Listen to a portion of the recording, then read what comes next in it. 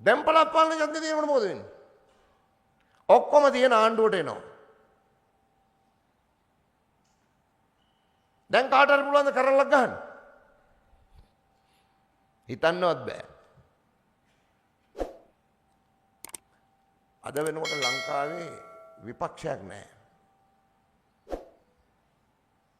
විපක්ෂයක් නැහැ. හරි? ජාතික ජනබලවේගය අපි වැඩ කරලා සංවිධාන හදාගෙන ඉස්සරහට ඇවිල්ලා දිනුවනේ. එතකොට නිල විපක්ෂයක් තිබ්බනේ රටේ. විශාල පාර්ලිමේන්තු මන්ත්‍රීකම් සංඛ්‍යාවක් තියෙන. සජිත් ප්‍රේමදාසගේ විපක්ෂය තිබ්බනේ. අපි දිනුවා කියන එකේ තව එකක් මොකද්ද? පැවතුණු විපක්ෂය අසාර්ථකයි.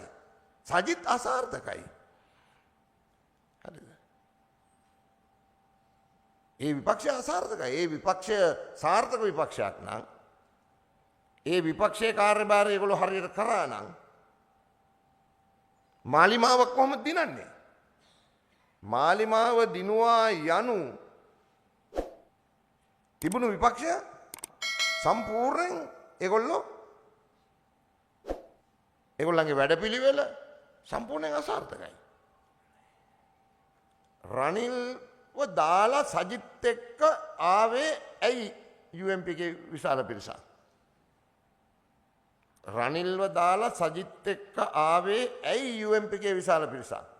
රනිල් එක්ක ඉඳලා දිනන්න බෑ කියලා. වෙන මොකක්වත් නෙමෙයි. දැන් සජිතුත් ආපු දවසේ ඉඳලා එක දිගට මොකද? පරාදයි. එතකොට දැන් මොකද්ද කල්පනා කරන්නේ? රනිල් එක්ක ඉඳලා ආවේ දිනන්න බැරි නිසා සජිත් එක්ක ඉඳලා දැන් දිගට පරාදයි. මොකද්ද වෙන්නේ එතකොට? සජිත්වත් දාලා යනවා. අර මෙහෙක් කෙනෙක් ගියේ කවුද? මෑතක සභාපතිද? මට නම් මතක නැහැ. ඉමිතියාස්.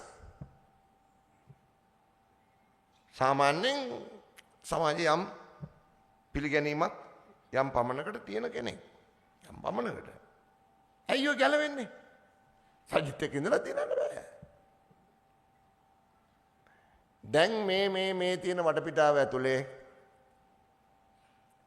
ඔය කාටවත් මාලිමාව නොවන ඔය කාටවත් එකට එකතු වෙන්නත් බෑ.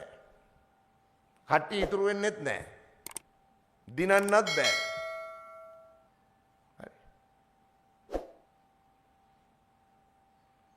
ඒගොල්ලෝ මේ වෙලාවේ මාලිමාවත් එක්ක හැප්පෙන්න හදනවා කියලා කියන්නෙම හරි.